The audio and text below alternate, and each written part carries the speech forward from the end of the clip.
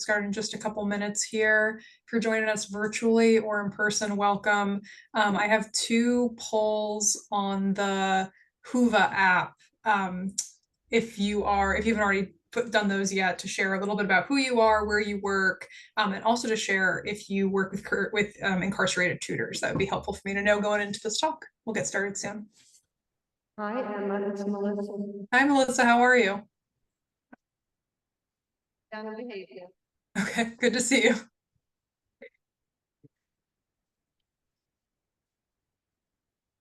Do you need my picture on?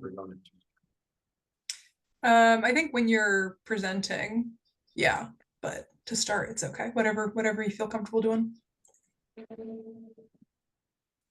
Cool.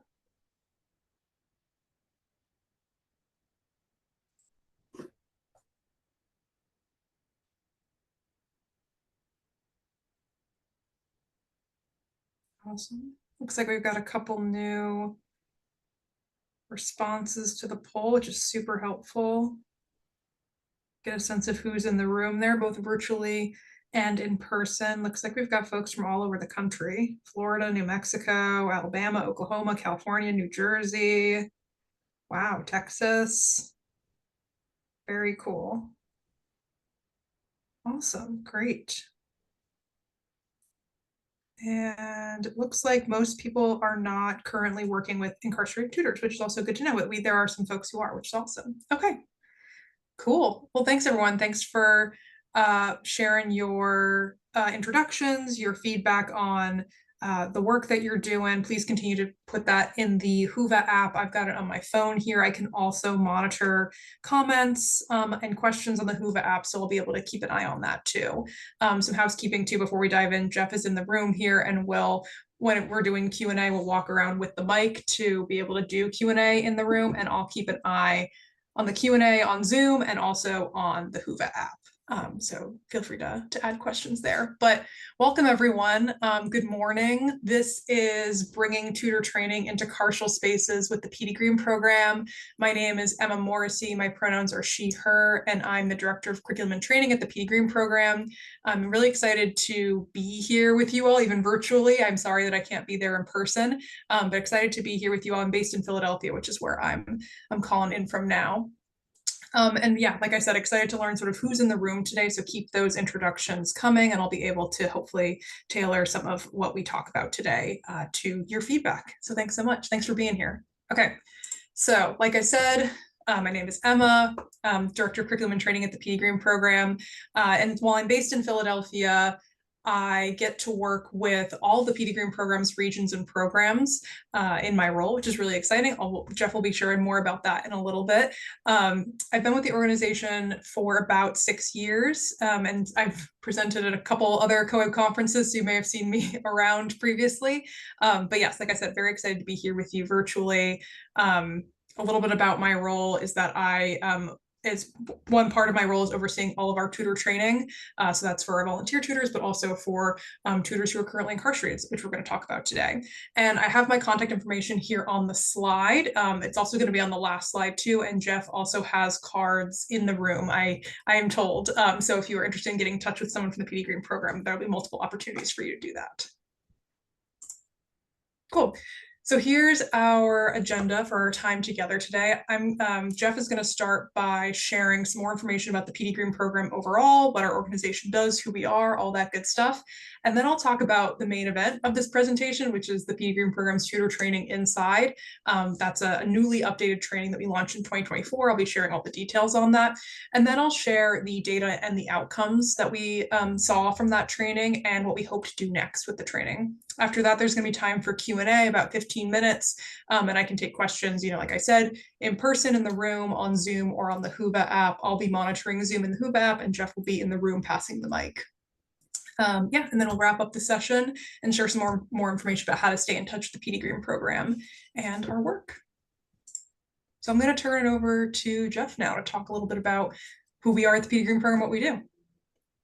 Awesome, thanks, Ed. So it's actually a privilege and a lot of fun to be here doing this with your staff remotely. And I wish I could do this with more conferences where you have all your staff on presenting, because they're really the experts in the work that we do. and I'm just the figurehead that goes around telling everybody how awesome they are. But my name is Jeff Ramos, I'm the CEO of the Petey Greene Program, and I'm going to tell you a little bit about the program and what we do. And I guess the biggest question I often get is, what's PD? Like, what's PD? Is it PED? Like, how do you spell it? Who is it? What is it? So you go to the first slide now. So the Petey Greene Program is, we are a national nonprofit, and our mission is really to support the education and career goals of people that are incarcerated for performing questions.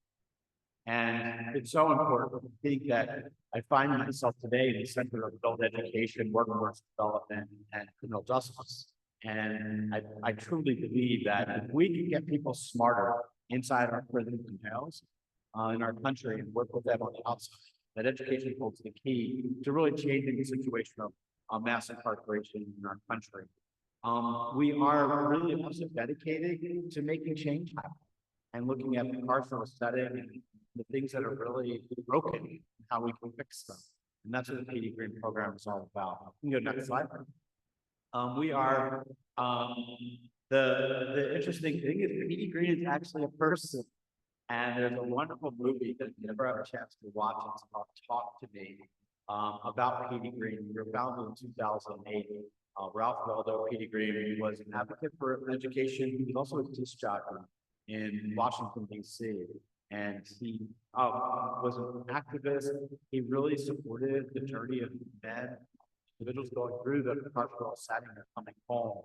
I had the pleasure about a month ago, a half ago, to go to a red carpet event in LA, and they had just honored Dewey Hughes, who was his manager, and Dewey Hughes was in the media and was given a lifetime achievement. And when they found out that there was actually a Petey Greene program that was out there, they said, "You got to fly out, you got to talk about it." And I did, and I learned a lot about Petey Greene and his son, and it's pretty amazing the work that he's done, but his legacy continues to go on. You know, I'm in touch with his nephew and other family members. I'm extremely proud to see that Petey Greene is living on and doing some great work. You can go next slide. So what do we do? Well, we are the largest multi-state provider of educational support in the country, working with those that are incarcerated, formerly incarcerated.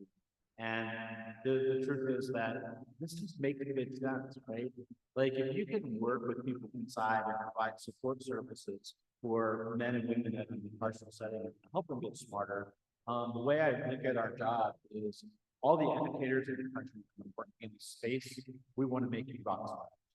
Like, we want to take all of your outcomes and we want to kick them through the roof. We want to make sure every person in the class succeeds. And as we're going to talk about, oftentimes you're going to get classes with somebody at first grade level, at a fifth grade level, at 10th grade level. And the very best way of connecting with them is working with them one-on-one.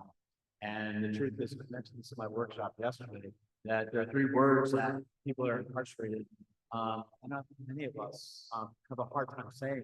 Those 3 words are "I don't know." And it's a lot easier for somebody to say, "I don't know how to read, I don't know how to write, I don't know that," when you are, when you're doing it one-on-one with somebody that's at your level and you can relate to. You can go to the next one. So we've been around for a bit. We do have a national impact. We work across. We use college students as part of our model. We use college students, we train them to become tutors. They go through professional development, which you're going to hear from Emma, who's designed the training curriculum. And then we take them inside with us to work inside of prisons and jails and support the individuals that we work with. We're also proud of the fact that we work with universities and colleges and students. There's 2 reasons I took my job 2 years ago, a little over 2 years ago. One was for helping people get smarter. That's make good sense. And the 2 is we're actually changing culture, because we're using college students to see the humanity of what happens behind the walls of our prisons and jails. And that to me is just valuable. So, we have a ton of college placements and volunteer placements that we work with, and really that's how we've been successful. You can go to the next one. We are in a bunch of different states and we have a bunch of different programs. Most of the time we use the programs and the technology that are already in the facilities that we're working in. But English language learning programs, we just started programming and tutoring in Spanish, help those that speak different Spanish language. We have homework assistance. We work helping people get workforce certifications. So there's a lot of times, you know, they're in that HVAC program and they know like down pat. But yet they can't pass the darn test because they don't know fraction, so they don't read well. So that one-on-one support. So I guess one of the gems for me of our program is what we call our College Bridge program. And I was talking a little bit about the programs in the country of Pell Grant. And one of the reasons why Pell struggles in the carceral setting, quite frankly, our students aren't ready when they're not ready for college when they get their high school diploma. Just because you give somebody a GED and they attain it doesn't mean they're ready to jump into college. So if we can do a better job preparing them and not allowing them to use, forcing them to use their Pell dollars for the prerequisite classes, that's one of the things that our college work program does. It works one-on-one and gets them into a place where they're ready, not reading, writing skills, where we're setting them up for success and not failure in the prison setting. Digital literacy has been a big deal for us. Since I've come on, we just got the digital equity grant with something called Emilio, which hopefully will be launching this in Idaho and Utah coming up. And that's something that we're still waiting for the federal government to kind of work through. We've started some tutoring instructor programs, tutoring behind the walls, big deal. I know there's somebody in the audience that's doing it already, which is taking longer term residents in our carceral setting, teaching them how to be tutors. And that's a marker of thinking about that. Those are your credible messages system. And then we do a lot of consulting, obviously, a lot of leadership development. I speak around the country as a subject matter expert. And again, we're building and growing just extremely fast. And I love it. Next one. It's all yours. Yeah. Thanks, Jeff. Yeah, thanks for being there today. Thanks for all your support and for queuing up this talk with a lot of amazing information about the Petey Greene Program. Thank you. Great. So I wanted to share before we dive into talking about the ins and outs of the tutor training inside, what undergirds our educational vision at the Petey Greene Program, which is our definition of high quality tutoring. And we've created this definition through feedback from Petey Greene Program staff, tutors, students, board members. And we created this definition that describes what high quality tutoring looks like, how high quality tutoring sessions are managed, and what high quality tutors do, and also what the Petey Greene Program does to lead a high quality tutoring program.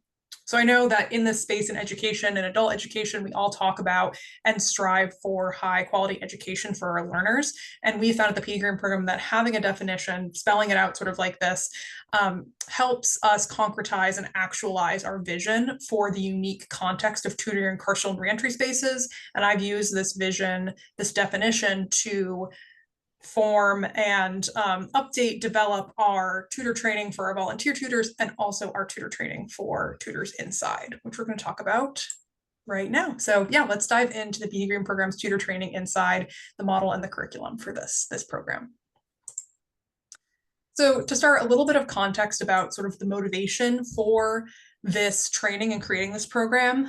We all know, especially if you're working in education in prisons and jails, that incarcerated tutoring programs already exist. Tutoring programs where tutors are incarcerated and supporting other learners. And those exist, formally, but also informally too. Scholars who are incarcerated are already creating that self-organized learning community to support themselves and their peers in a variety of courses. And helping them to graduate, to complete GEDs, to complete college courses, all of that. So what's more, we also know that those learning communities are a real asset to education in prisons because students can get that learning support during class, but then also outside the classroom too. And there isn't a lot of research right now on learning communities in prisons and jails, but the research that does exist shows that learning communities on college campuses support student success and well-being. So thinking about that, if that's true on the college campuses where students have a variety of educational resources available to them, think about the impact learning communities can have in prisons where there are often fewer educational supports inside. And so even though there is little research on learning communities in prison, like I said, the success of these communities in prison can perhaps be seen in how strong these communities are inside. We all know, how strong and supportive that peer-to-peer learning community can be. And if you've seen it on the inside, you know that it can be really, really strong inside. We've seen this in our work at the Petey Greene Program. We've seen that through informal support of peer tutoring, English language programs taught by incarcerated scholars, and also scholars who are incarcerated supporting and even teaching college level courses inside prisons and jails. I'm curious to hear from you all. I know that some of you, actually several of you on the Whova app shared that you are working with incarcerated tutors right now. I'm curious to hear what other learning community examples you see in your work, tutors who are incarcerated supporting other incarcerated learners, or if you are also outside, working outside of facilities, any sort of peer-to-peer learning community would be great to hear. So if you're in the room, Jeff can pass the mic, but I'll also be keeping an eye on the chat, the Q&A on Zoom, and also the chat on the Whova app. But yes, any other? So I want to get to our expert. I want to start with one, which is the reality that, when you have this kind of programming inside, there's evidence that the number of shots or the amount of violence that happens inside a prison goes down dramatically. Whenever you program inside a prison, there's these really tangible things that happen outside. One of them is the culture within the prison where they are now vested in the teaching programs, they're vested in the facility, and especially the longer term things, they're vested in the others that are coming in. I'll tell you a story in a second on that, but we have somebody here that actually just started a program. So why don't you tell us a little bit what it was? Hi, my name is Brittany, and I'm with Lincoln Community College in Springfield, Illinois. We just recently trained 14 incarcerated individuals to begin a peer tutoring program in prison. We got connected with a volunteer programs coordinator at the prison, and she really wanted to make sure that these individuals will first be surveyed and wanted to see how many wanted to help out, and so many of them wanted to make a difference in someone else's life. So we started small with 14, but she has over 200 individuals who want to do tutoring, to tutor, that is. And so we trained the 14, and they are going to start tutoring April 28th. So we're really excited. But something that was really important to her and that really stood out to me was a lot of individuals in the prison, based on their charges of their sentence, are not able to even be in the education department at the prison. So they're not able to do GED courses at all, which was really shocking to me. So her priority was that these students or these learners that we are going to start with, they are the population that has no access to education right now at all.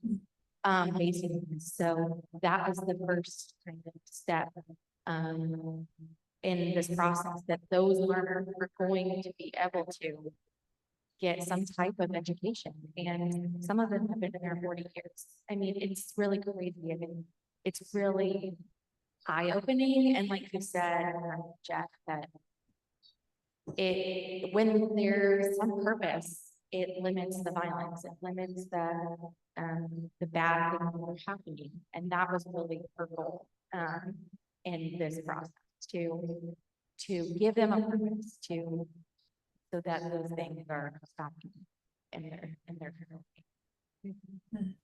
Anybody else? Sure.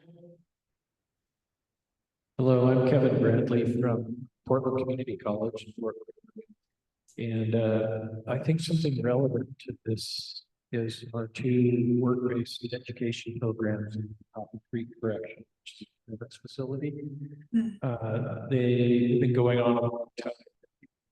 The way it works, those programs is as the learners are certified, they become trainers basically. And so we're understaffed. Having one coordinator can't really meet all the needs of each program. So even though there is instruction from the coordinators, it's really the certified students that are in the backbone of a lot of the instruction. That's a good example of a strong learning community. That's a great example. Maybe we good. All right, we're good in the room.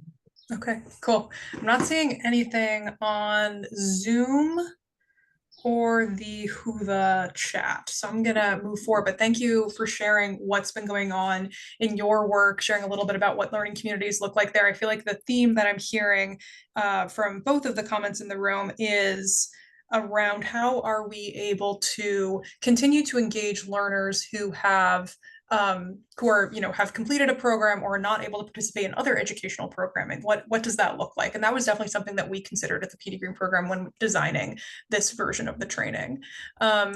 So I think this question relates to sort of like what we were thinking about when we were designing our training, and knowing that incarcerated scholars and tutors are already fostering robust learning communities inside carceral facilities. We were wondering, how do we scaffold and support the work of existing learning communities? And how do we engage incarcerated scholars meaningfully in our work that both recognizes and valorizes the work that they've already been doing, while giving them opportunities to participate in new projects, which is exactly what we were just talking about in the room there. So thank you so much.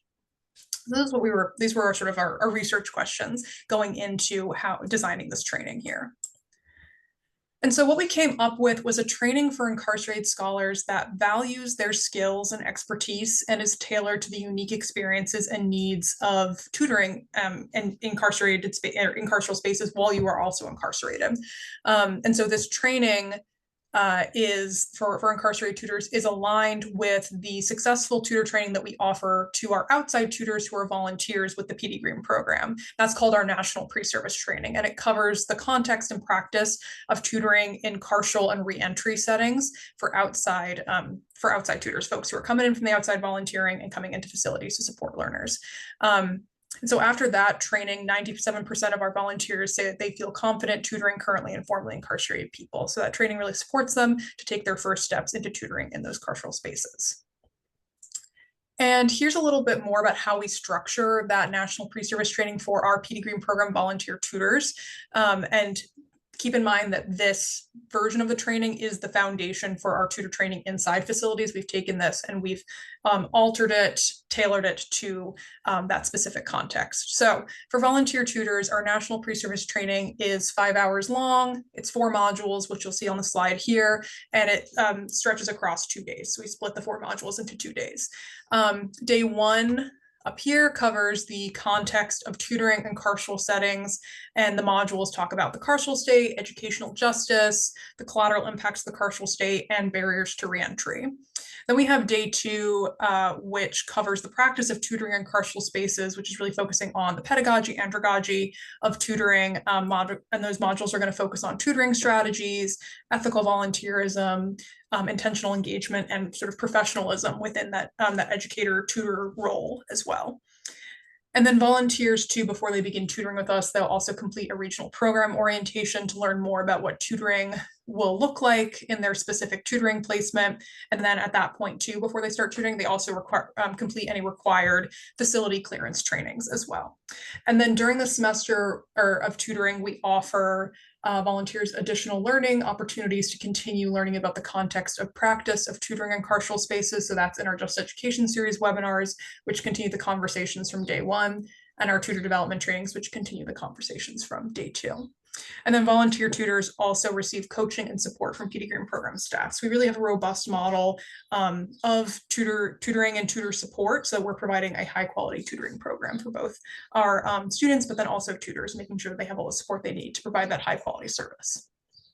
Emma, I want to stop you there because one of the things that we do, which I'm really super proud of, is the fact that you have people with lived experience that are part of the training programs. So you have people that have been behind the walls. That is super important because those are the people that kind of understand the dynamic of what happens behind the walls, and they may be able to give very helpful tips of reality, and that you got to know what to do when there's a lockdown. You need to know what to do. When, you know, we're gonna hold class in one of our smaller units, or when there's no classroom space, when you can't access materials, or whatever it is. There's a whole network of things going on. Super important to involve your students' lived experience in the training itself, so that they can share that light on what happens. Make sense? Yeah, thanks, Jeff. That's super helpful and helpful to have at this point in the training. Yeah, and keep in mind too that insight, that feedback from our colleagues who have been impacted by the criminal legal system also has informed and shaped the training that we provide inside for tutors as well who are incarcerated. Yeah, I'd also say that, you know, those that have small programs are starting, you want to think about bringing those students in that are already tutors to do some of the training as well. So you'll be able to bring them to the system. It'll be incredible message. Yeah, that's a great point. Thanks, Jeff. Cool. Okay. Great. So in thinking about that existing training model that I had on the previous slide there that I was just talking through, and how we could adapt it to the experiences of incarcerated tutors, we focused on two goals.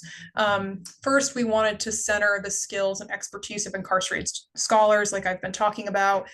So thinking about how how do we engage older scholars who may have already completed educational programming, or already, also already completed maybe a workforce certification program, like was mentioned in the room there, and also training tutors inside to serve as tutors and TAs alongside the Petey Greene programs outside tutors. So that was sort of our broader vision.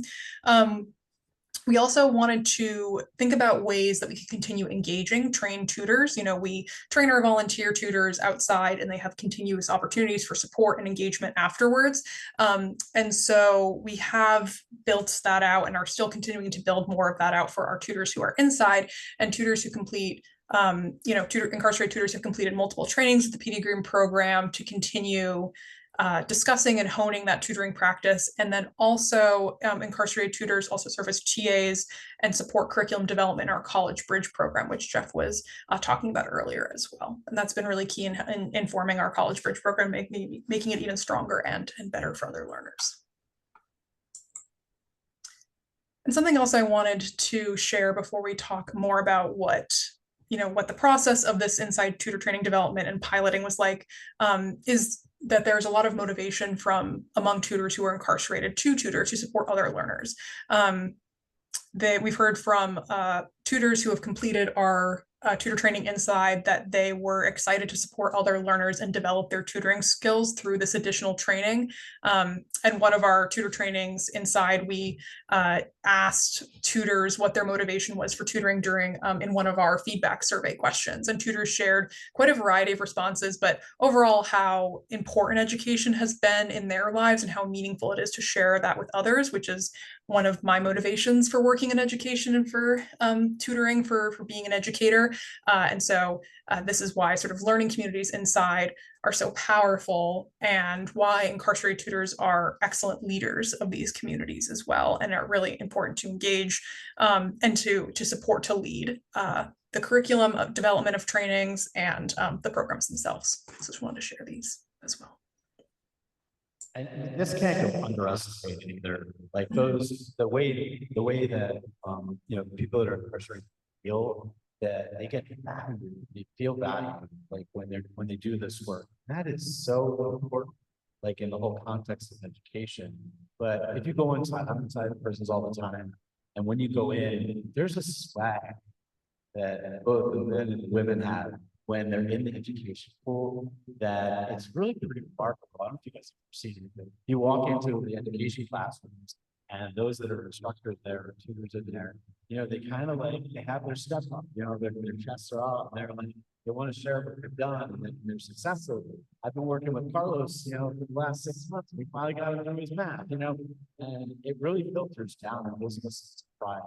There's not a lot of people in prison have to be really proud of when they walk out, except if you're teaching and doing the job or learning a trade or that kind of thing. This is really something tangible. There really is something that they can walk out and say, I'm just doing some good inside, and it gives them a sense of value. Yeah, we got a question.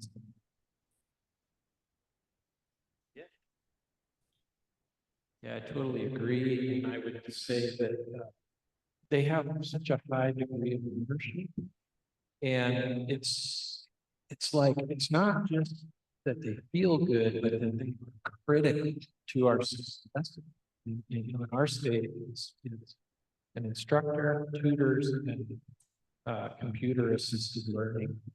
In my opinion, it's the tutors that are the secret sauce, you know, that really make the numbers happen, because they're the ones who really know what each student is. They know the most about each student. The coordinator can't keep track, but the tutors really know what's going on. I'm really grateful for that system. Great point. All right. Yeah, I think that speaks to, you know, as we've been saying, the importance and power of learning communities inside, and that these learning communities are already existing. And so what additional supports can we provide and for these communities, both learning supports, but then also structures so that the learning communities can really thrive inside as well. Thank you. That's awesome. Cool. So I wanted to provide a little bit of a timeline of how we piloted this, getting into like the logistics of the tutor training inside that we run at the Petey Greene Program.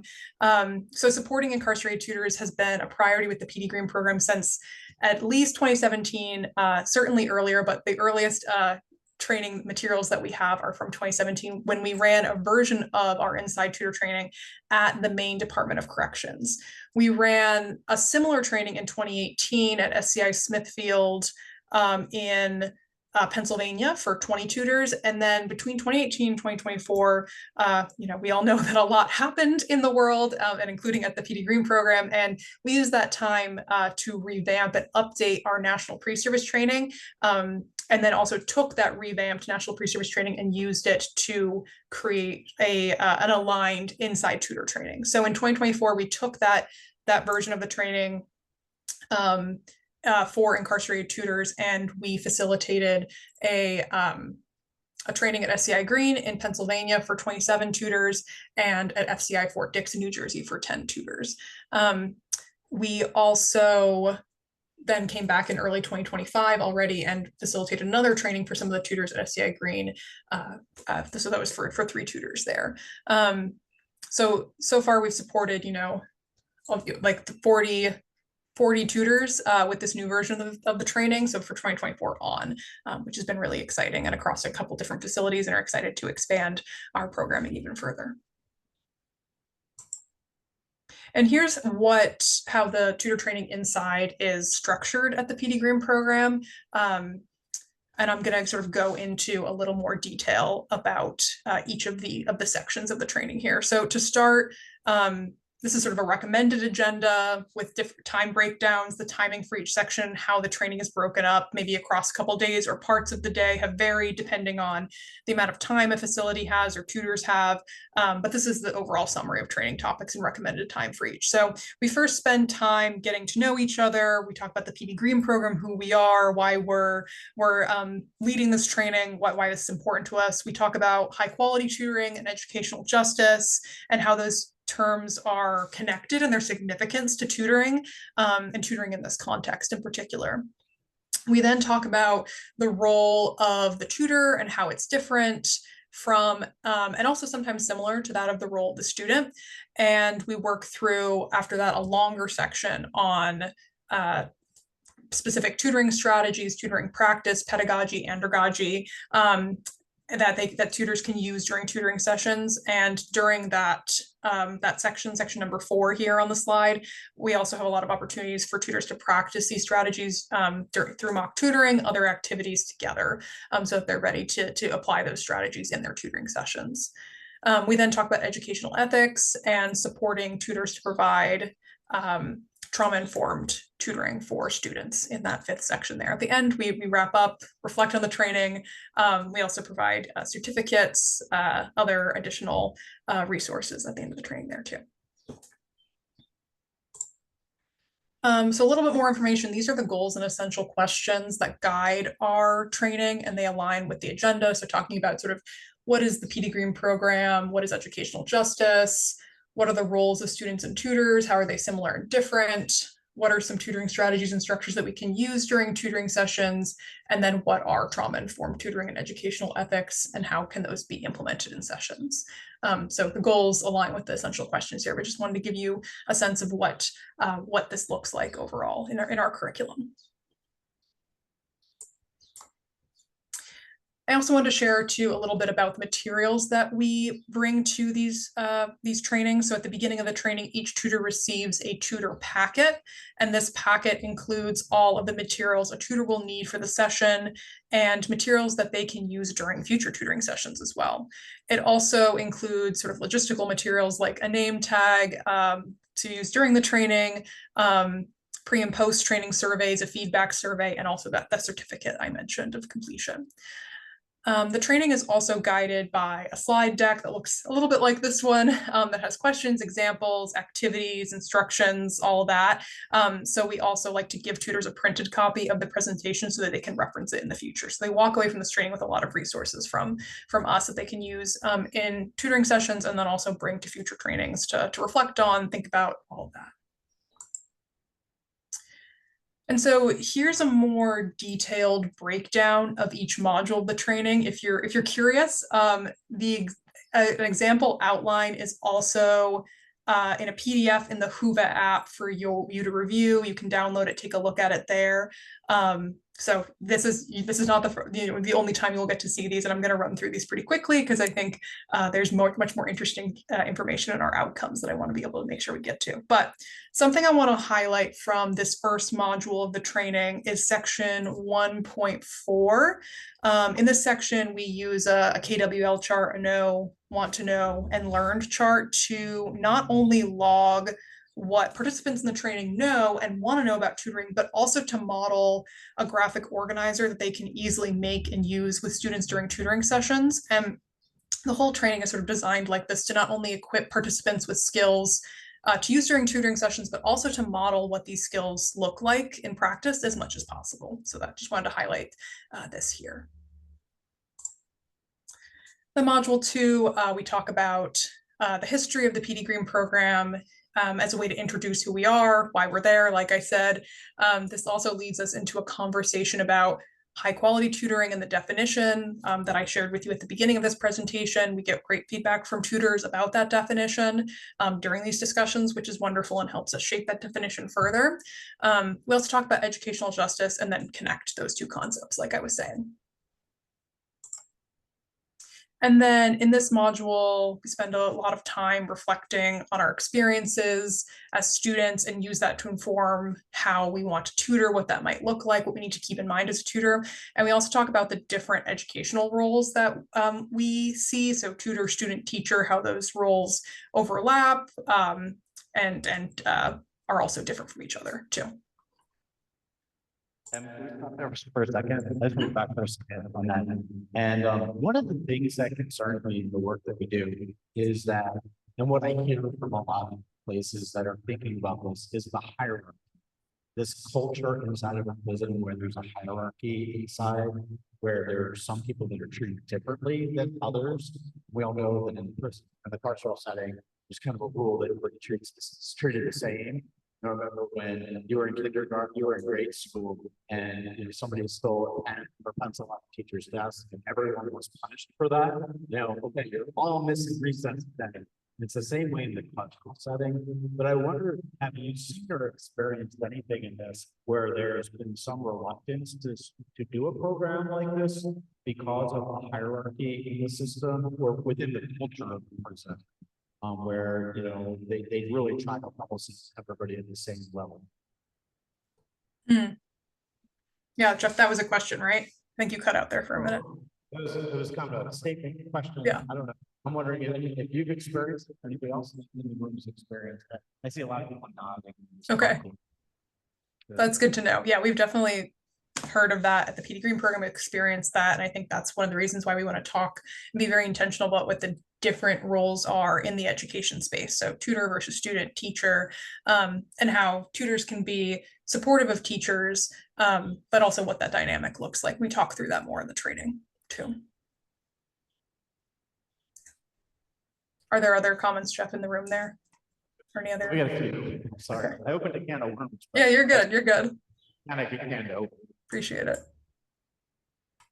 Brittany again, I just want to say that our contact at the prison, she does extensive, behind the scenes kind of matching tutors so that they can avoid those hierarchical issues. But like you said, there's always kind of that, but there's a lot of matching that happens to create a successful partnership that in our program side of the prison, but also like now with our program in the prison, our contact knows all the history, all their connections and things like that. So it's a very deliberate match of tutors and learners, I would say, for us.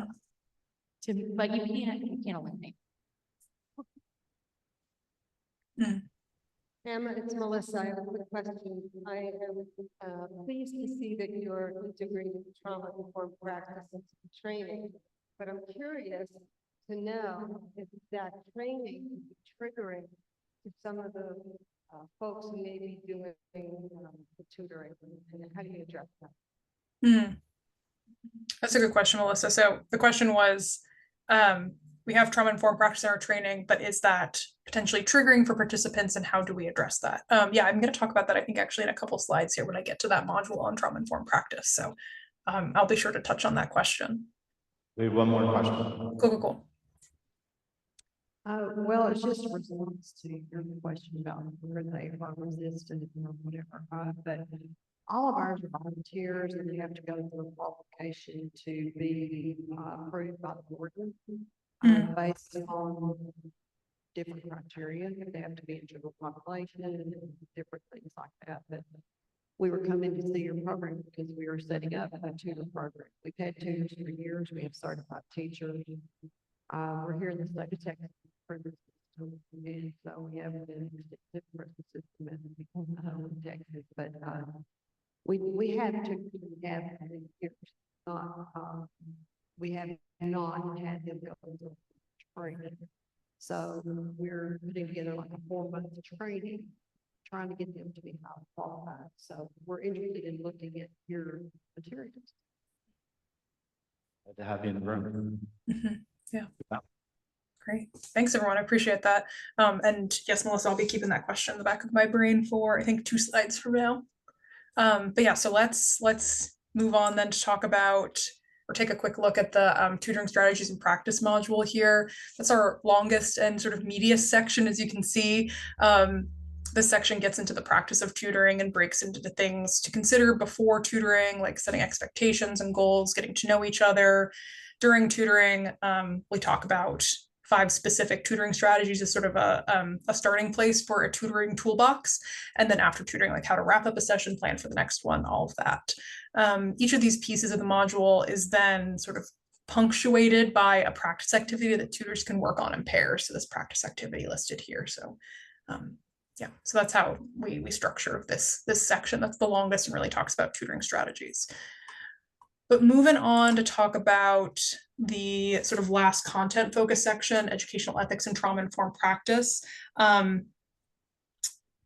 This section is particularly important in carceral spaces because as we've talked about, power dynamics, already being an educator is a position of power that makes you sort of often privy to information that you wouldn't have otherwise had access to from students, potentially scores, how students are doing reading level wise. And so this is particularly sensitive in a carceral setting where tutors and students live in close proximity to each other, which is why we talk about educational ethics. We talk specifically about privacy and working with a student, but not sharing a student's information. We also talk about trauma-informed practice, and we support tutors to think about how they can bring trauma-informed practice strategies into tutoring sessions.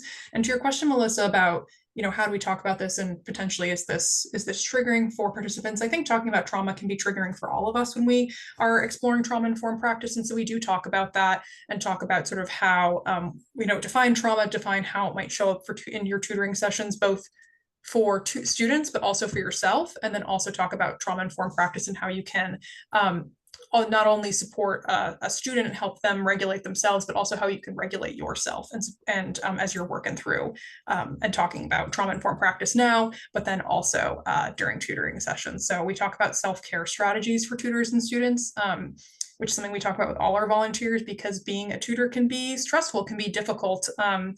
Whatever, if you're coming inside, if you are already inside, it can be very stressful to feel like you're supporting somebody who's struggling in a particular subject. So how are you taking a step back, offering separation as much as possible, which is really difficult when you're living in close proximity to someone who's navigating that, but how can you, as much as possible, take a breath, take a beat, and separate sort of the tutoring session from other parts of your life. So we talk about, journaling, breathing exercises, talking with a friend, but also having those conversations without sharing students' private academic information too.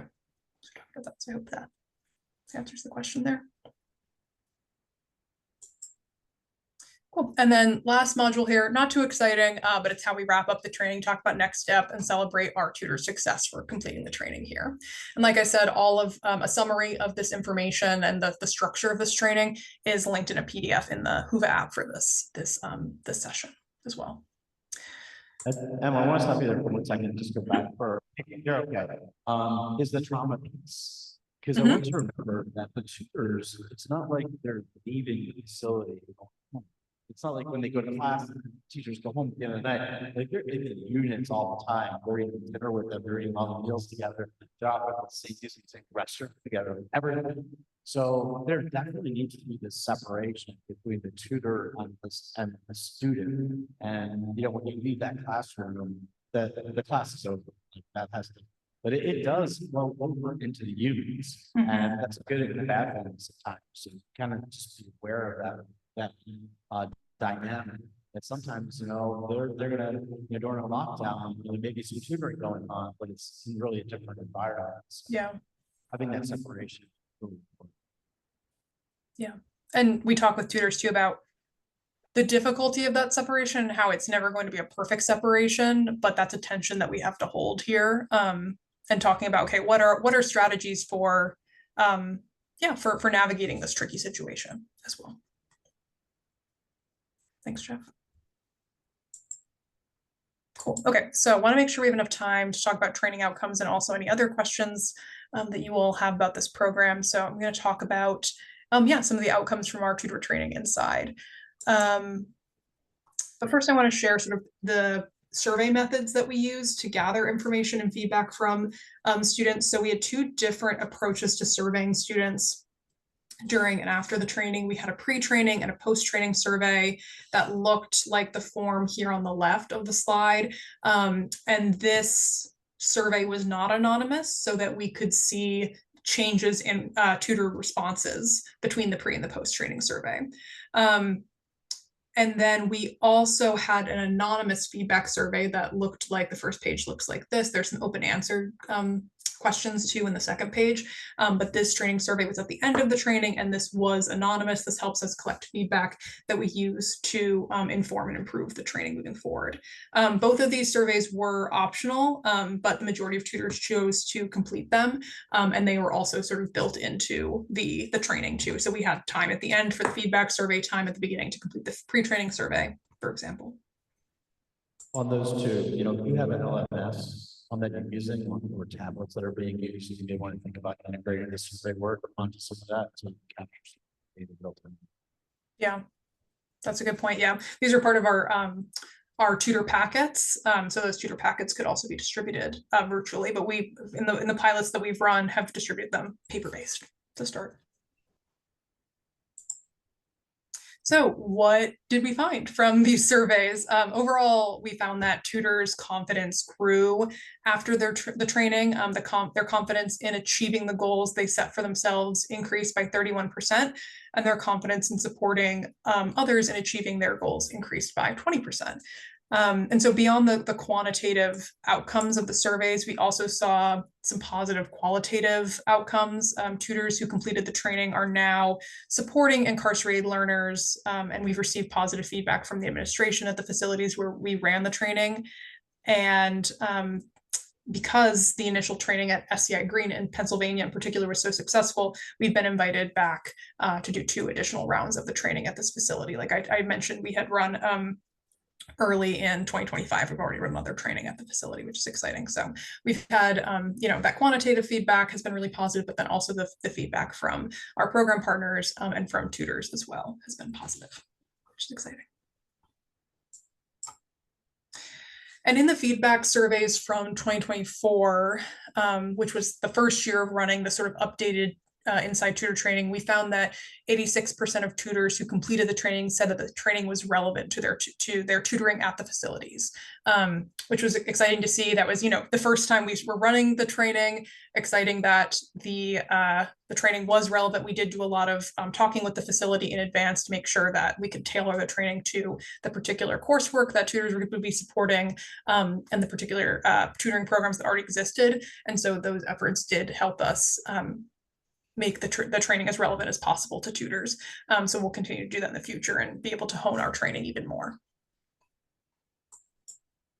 And then additionally, 77% of tutors felt confident that they could implement the strategies covered in the training during future tutoring sessions, which was really exciting to hear because that's, one of the largest sections of the training. And related to that too, I want to highlight this green box here on the slide. At the beginning, in the pre and the post training surveys, we asked tutors what are 3 tutoring strategies that support students during sessions. And we did see a 68% increase in reference to the specific tutor strategies that we talked about in the training in the post training survey, which is exciting to see. So a lot of times the tutors were using wonderful tutoring strategies, and so focusing on having the training being and something to add tutoring strategies to their tutoring toolbox. We also asked in the feedback survey what tutors learned from the training, which is the feedback here on the right with the stars. These are some examples from our April 2024 training at SCI Greene, which is exciting. So a lot of folks were calling out trauma-informed care, setting short-term and long-term goals, asking leading questions, tutoring strategies in general. So yes, calling out some specific aspects of the training, which is exciting to see. And helpful that they felt that was something that they could take away with them from the training. So what's next for this training? Where are we hoping to go from here? I mean, overall, we're really excited about this training. We know that there's still room to grow and develop this training, improve it, but we're excited to think about sort of where do we go from here? What are our next steps? So a couple of things we're thinking about here is we're definitely planning to continue to offer our tutor training inside, including sort of our general tutor training, but also our tutor trainings that are specifically tailored to tutoring, writing, and math, so that tutors can feel more prepared to support college bridge math and writing classes. We're also interested in expanding our tutor training topic offerings for incarcerated tutors, so maybe including potential trainings on how to tutor literacy or English language. And related to that last point too, we're also working on translating our tutor training materials into Spanish so that they can be facilitated entirely in Spanish, and we can support Spanish-speaking tutors to support other Spanish-speaking learners as well. And something else we're working on is getting a longer and a larger version of this tutor training accredited by Eastern University, which is one of our partners in Pennsylvania.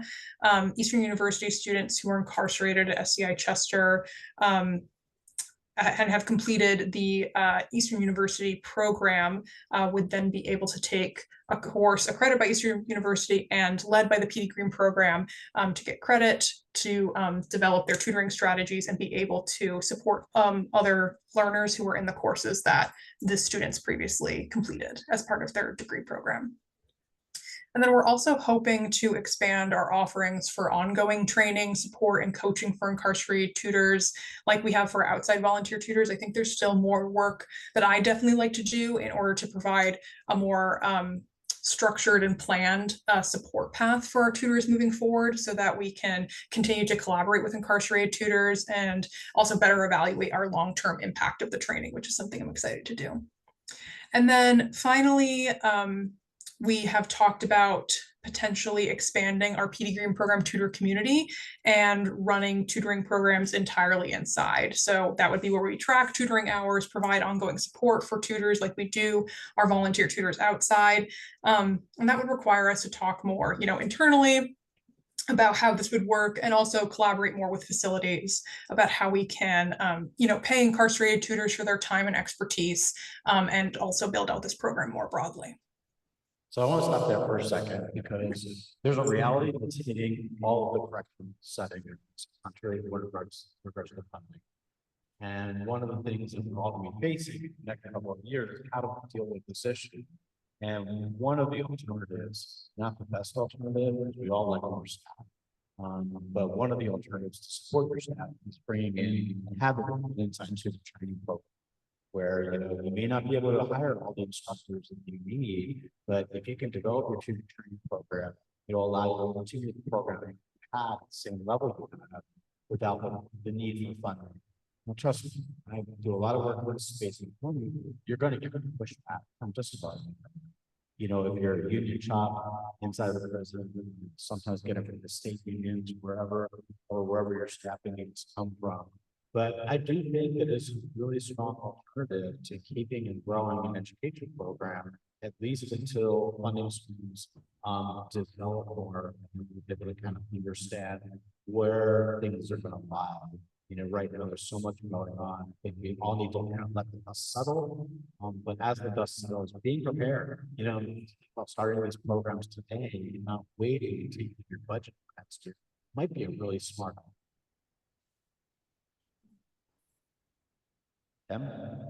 Thanks, Jeff. I appreciate that context.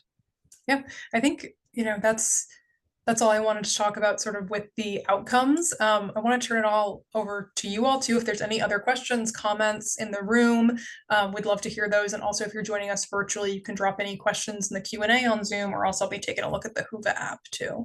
But happy to answer, we've got 15 minutes left here, happy to answer any questions that folks have, or hear your feedback or thoughts on what we're doing and how we could do it better or differently too. Any thoughts in the room? Yeah, sure.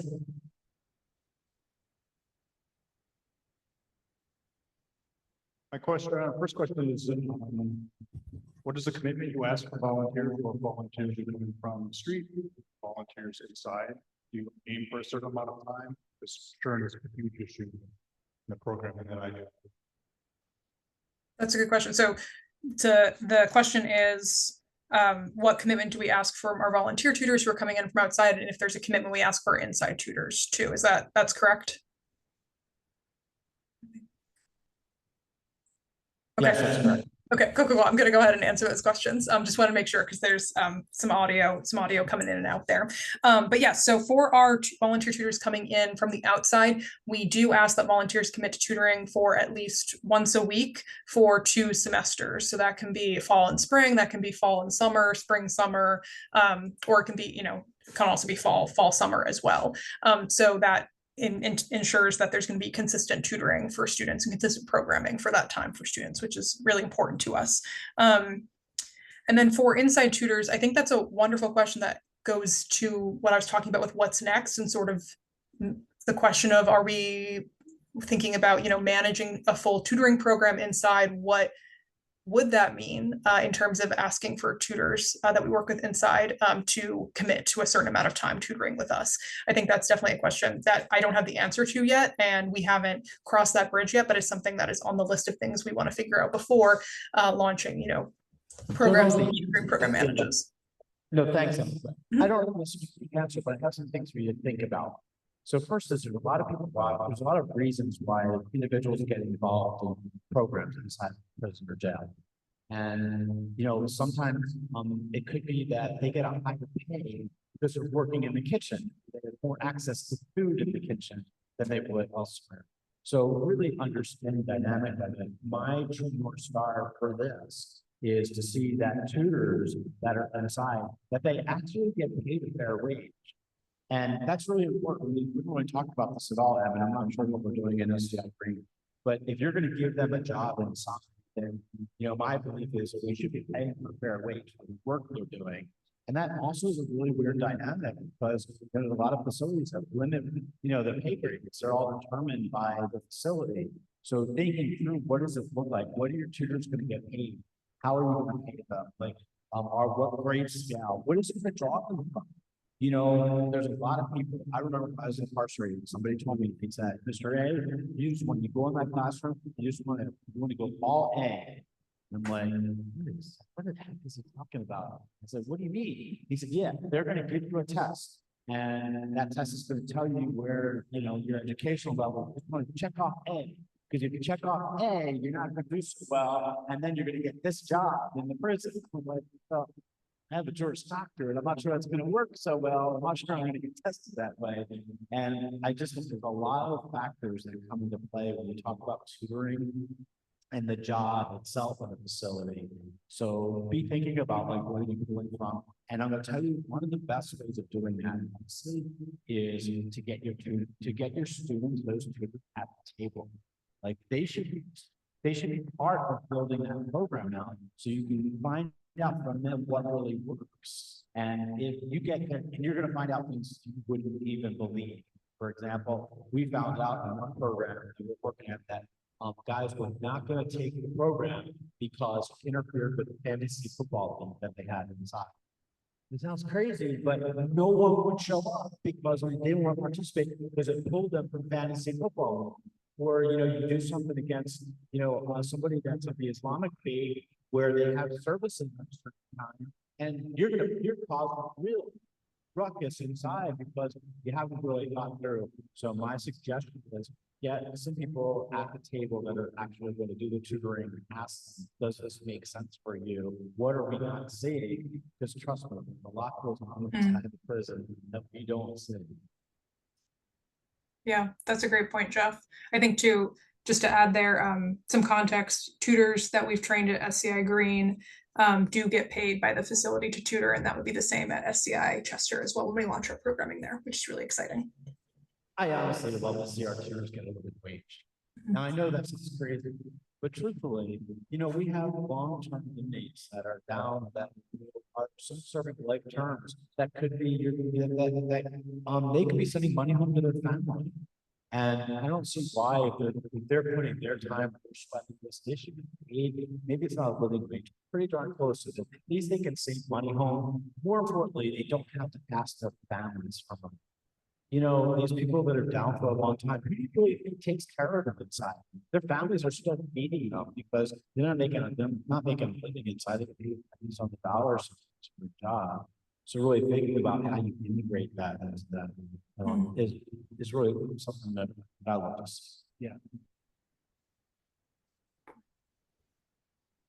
So in Illinois, our program have to have volunteer tutors for ticket funding. So our program is the Adult Volunteer Literacy Program, and it's all volunteer, which is unfortunate because I wish we could pay them.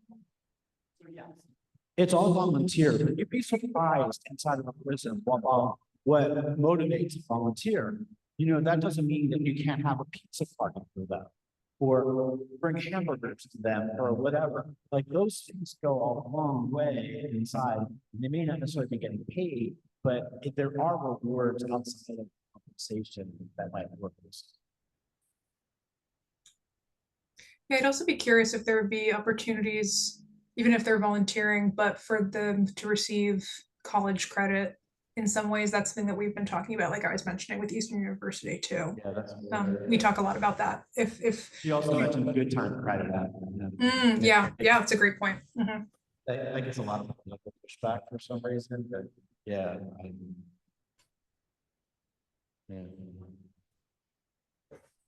Yeah, for sure. All right. Any other questions? Oh, one more. So I have a question about your confidentiality.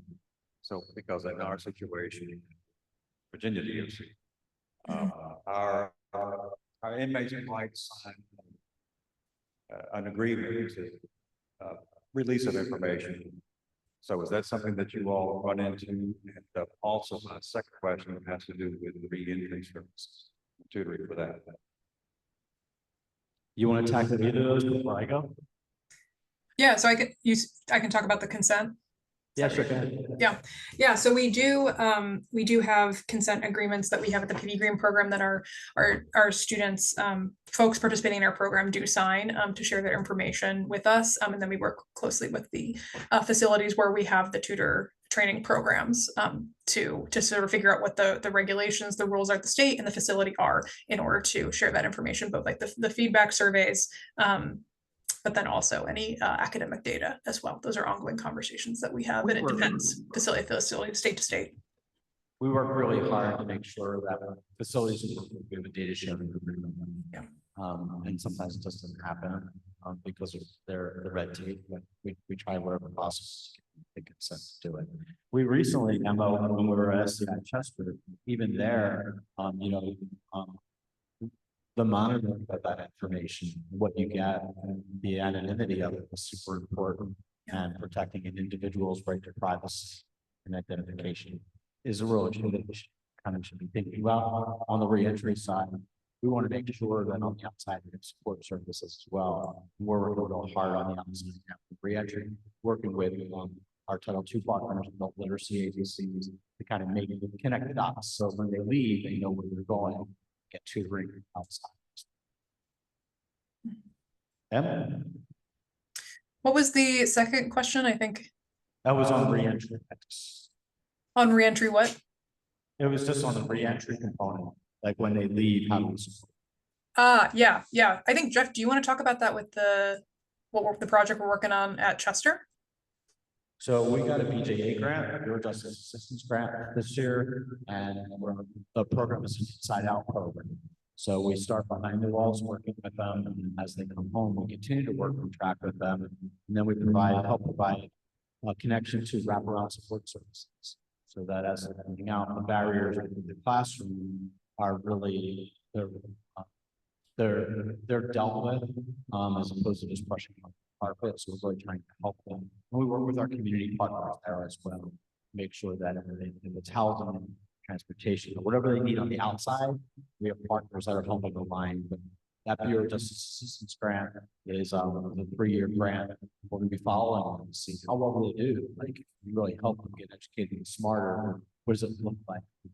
Quantify to the outside. So, yeah, we're proud of them. Yeah. And I think that connects to this topic too about the tutor training inside, because like I was mentioning, we're trying to get a version of this training, a longer version accredited. And so folks who take the class will then be able to leave the facility and go home with additional college credits than what they had completed already. So that's exciting and meaningful and puts them closer to, they with Eastern University, they work towards an associate's degree. So adding additional credits to that to work towards a bachelor's, master's, PhD, whatever they're interested in doing.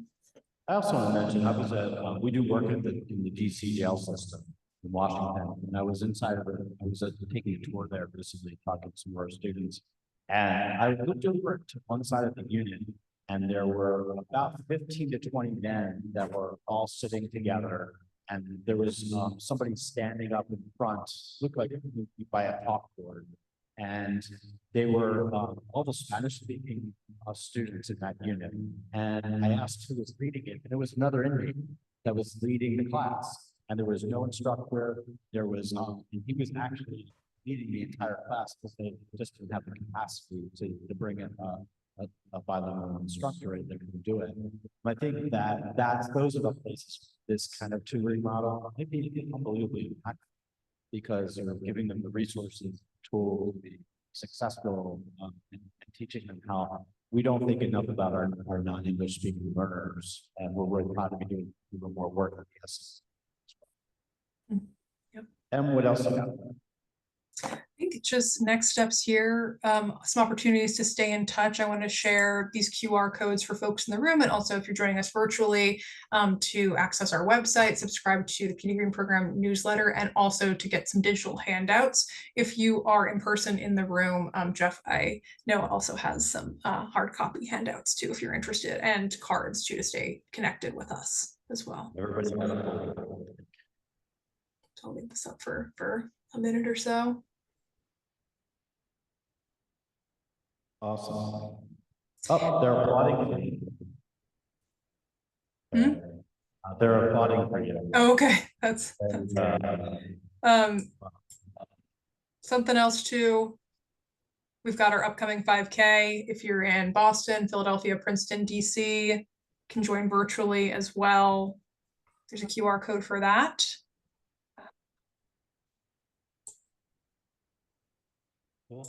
And then our general social media email. Here's our general Petey Greene Program email. Jeff has his email there in the room. And then my email as well. And these slides are also in the Whova app too, so you can go back and look at all those materials too. But thank you all so much for your time today. I really appreciate getting to hear from you all, what you're all working on in your states. And yeah, I hope you have a great rest of the conference. Thanks so much. Thanks everyone virtually too. Before you go, Em, thank you so much as a presentation. I hope everybody in the room appreciated this work. Yeah, there you go. There's the applause. I do want to leave you with one story though, before you go. So I was at one of our facilities. I was at a facility before I came to Petey Greene, and I was in a gymnasium. There were a few hundred men in the gymnasium, which never happens in a prison setting, but they were all in the gymnasium in the auditorium for an event. And there's a gentleman that got up to speak. And I knew the gentleman, but there's a few hundred men that they were silent and just listening to every word this person had to say. And the credible messengers inside our system are amazing in the impact that they have. But that individual is so positive. And the message that he had was you don't want to stay in the justice system. You want to figure this out. And he really made an passionate plea about tutoring and teaching people inside. We're proud of the work that we're doing at the Petey Greene Program, but truthfully, it should be at every institution in the country. So if there's any way that we can support the work you do, we're bringing in, we're